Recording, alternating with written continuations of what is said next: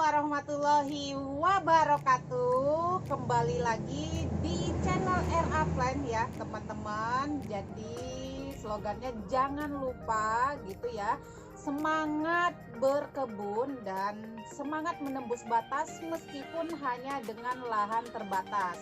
Kenapa saya selalu katakan bahwa semangat menembus batas meskipun hanya dengan lahan terbatas? Karena banyak sekali teman-teman di rumah yang hanya memanfaatkan lahan atau ruangan yang di sekeliling rumah saja. Nah, jadi jangan lupa, karena saya juga tidak terlalu banyak lahan, tidak terlalu lebar, tapi tetap semangat karena sekarang udah canggih, bermacam-macam pot untuk mempercantik tanaman itu udah tersedia di toko-toko pot ataupun di toko-toko pertanian ya. Nah, kali ini saya mau repotting atau pemindahan tanaman begonia ke dalam pot yang jauh lebih besar dan saya akan ganti medianya. Nah, sebelum kita lanjut ke pemindahannya, ini sangat penting sekali ya teman-teman, sangat penting sekali untuk pemilihan pot. Nah, saya biasanya pot apapun itu kalau kita beli itu potnya lubangnya hanya di bagian bawah. Nah, kalau saya ini suka saya tambahin di sekelilingnya sebanyak-banyak mungkin, itu jauh lebih baik untuk mempermudah nanti airnya ketika over kelembapan nanti dia akan keluar dengan sendirinya dan keluar dengan cepat, jadi tidak mengendap di bagian pot. Nah, oke, tidak perlu berlama-lama, kita langsung aja ke pemindahan atau repotting begonia. Nah, kali ini teman-teman lihat semuanya di sini udah ada saya sediakan. Oh ya, tidak lupa informasi kepada teman-teman semua kenapa saya ganti medianya setiap kali habis kulakan atau habis belanja. Karena biasanya media itu di tempat petani menyesuaikan suhu atau menyesuaikan cuaca di lokasi petani tersebut. Jadi ini bukan berarti tidak bagus, tapi ini bagus menurut lokasinya petani. Tidak bagus untuk saya, bukan tidak bagus medianya, tapi tidak bagus di lokasinya. Nah, ini bisa teman-teman lihat ya. Ini banyak merangnya, hampir 50% merang dan 50% media tanah sama 50% pupuk kandang. Sepertinya ya teman-teman, karena saya juga nggak tahu. Nah, ini sangat cocok untuk suhu atau cuaca yang dingin atau dataran tinggi ya teman-teman. Nah, sedangkan di tempat saya ini adalah cuaca atau suhunya sangat panas. Ini ada di posisinya di Babakan, Purbalingga, Jawa Tengah ya. Ini panas ya teman-teman, jadi kurang cocok untuk media yang seporos ini. Itu harus sering-sering nyiram ya teman-teman, dan juga untuk sekam mentahnya itu mungkin ada obat tertentu untuk menghindari jamur dan kutu. Jadi saya udah siapkan media tanam seperti biasa yang saya pakai. Ini pakai sekam bakar, sedikit sekam busuk juga, kompos atau humus bambu, tanah, dan nanti akan saya kasih sedikit pupuk kandang, tapi tidak saya campur di media. Nah, ini kita langsung ke tutorialnya aja ya teman-teman, langkah-langkahnya dari awal ya. Ini saya punya akar pakis, nih bisa dilihat ya teman-teman, jelas ya. Nih mungkin bisa di zoom. Nah, ini akar pakis, ini yang sudah setengah halus. Ini saya mau pakai untuk dasaran potnya. Biasanya pakainya styrofoam, tapi kali ini saya mau pakai akar pakis untuk bawahnya, jadi biar tidak terlalu padat, jadi air nggak menggenang ya teman-teman. Saya mau pakai akar pakis. Nah, nih ya teman-teman, cukup sedikit aja, kira-kira 5 cm. Nanti baru kita masukkan media tanamnya. Nah, seperti ini ya.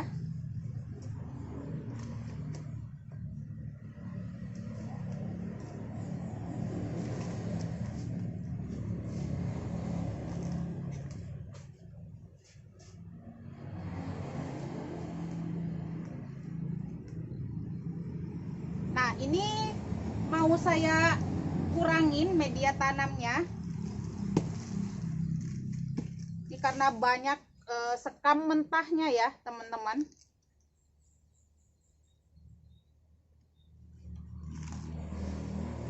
Jadi ini nanti saya tanamnya posisinya tinggi ya teman-teman. Jadi keadaannya dalam pemendaman atau penanaman itu hanya bagian bonggolnya, jadi setang daunnya itu tidak tertimbun.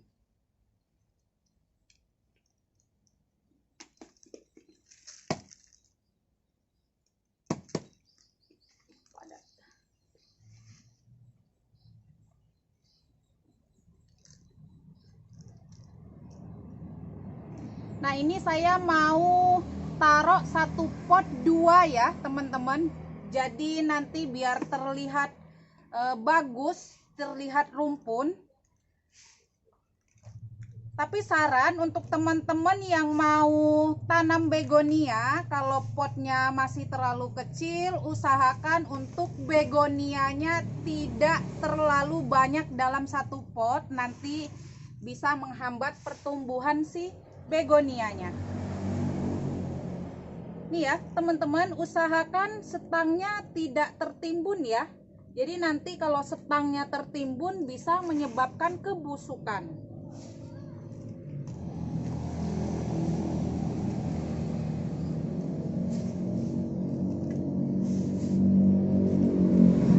Nanti kalau saya udah sempat, nanti saya kasih lihat teman-teman semua pengambilan humus bambu yang suka saya pakai kepada media tanam.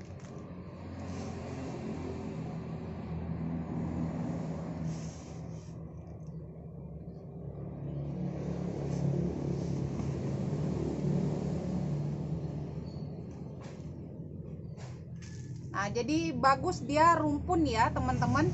Jangan lupa kalau untuk teman-teman di rumah yang minim tempat atau minim lokasi untuk penanaman, kalau misalkan cahayanya hanya searah, jangan lupa diputer-puter ya teman-teman. Jadi daunnya tidak menjuntai atau tidak rumpun sebelah doang. Jadi dia ngeroset ya teman-teman. Kalau ini rumpun karena ditaruh 2.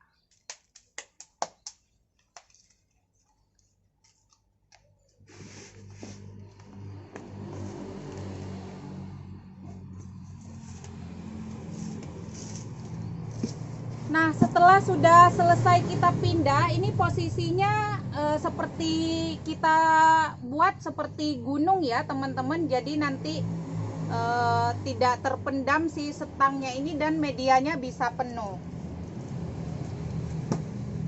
Dan tidak lupa, ini karena sudah ukuran dewasa ya teman-teman, calon indukan, calon nanti produktif ya. Jadi ini saya udah punya kemarin cangkang telur atau kulit telur yang saya udah keringkan, udah ditumbuk.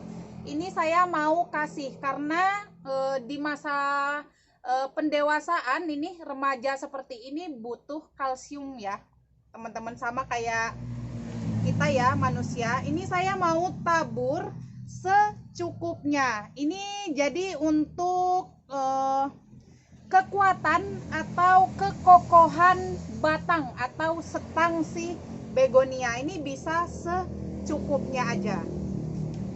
Ini saya stok ya teman-teman, jadi setiap 3 hari sekali saya ngumpulin dari tempat mie goreng.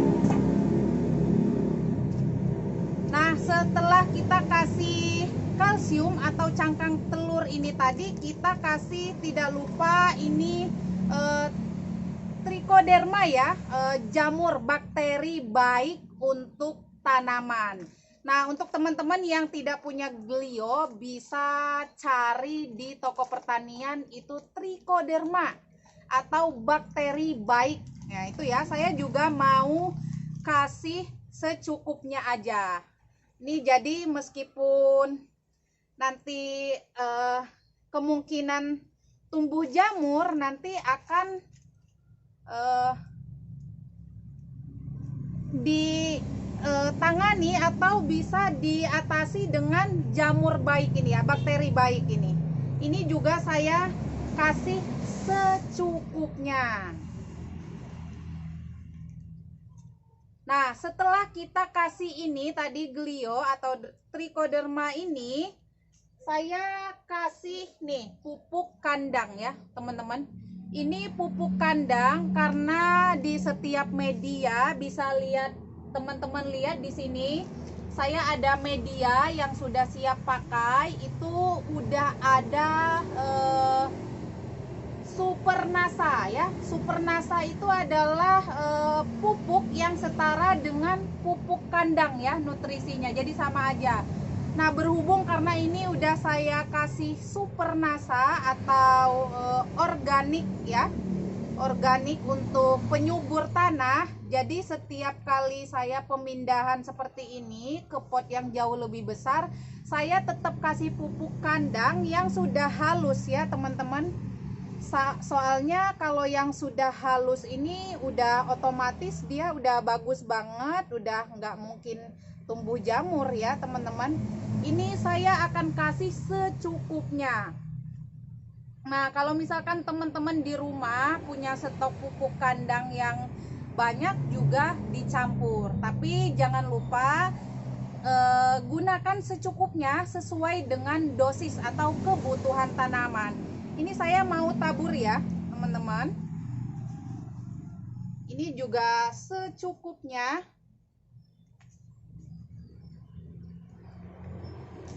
Itu kenapa saya lebih seneng pakai yang sudah kemasan atau yang sudah difermentasi atau diambil sari-sarinya aja, itu Super Nasa tadi penyubur media, karena tidak ada ampas-ampasnya ya teman-teman dan siap pakai, siap dikocor. Nah, setelah seperti ini biasanya saya pakainya ijuk ya atau sabut yang dari pohon aren itu. Kalau di Jawa suka nyebutnya duk ya. Itu yang hitam-hitam. Nah, berhubung karena ini saya baru ambil dari petaninya, jadi penyesuaian suhu atau penyesuaian habitatnya, saya mau kasih akar kadaka ini ya, akar pakis yang ada di hutan-hutan itu. Untuk lapisannya ini, lapisan atas ya teman-teman, nggak saya campur. Ini hanya untuk lapisan atasnya aja. Nanti bisa saya kasih lihat teman-teman yang pakai duk ya atau pakai ijuk, sama aja.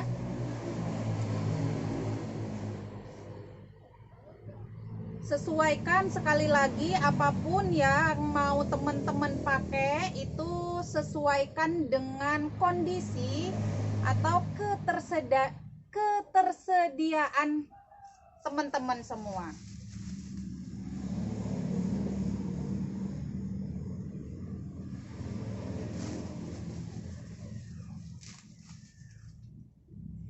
Nah, ini kalau ada teman-teman yang tanya, ini akar kadaka yang seperti ini bisa dicari di lapak-lapak bunga ya teman-teman, atau penjual tanaman-tanaman hias tuh biasanya sedia. Nah, cantik ya teman-teman, udah bagus. Nah, ini yang make duk ya, ini ya sama aja ya teman-teman nih. Ini untuk menetralkan kelembaban. Jadi kalau terlalu basah bisa diserap oleh duk ini tadi, atau bisa diserap oleh akar pakis kadaka ini ya. Nah, di sisi lain manfaatnya untuk menyerap atau menetralkan kelembapan pada media tanam. Ini juga ketika nanti kita siram itu tidak merusak tekstur media tanam atau tidak merusak tanah ya.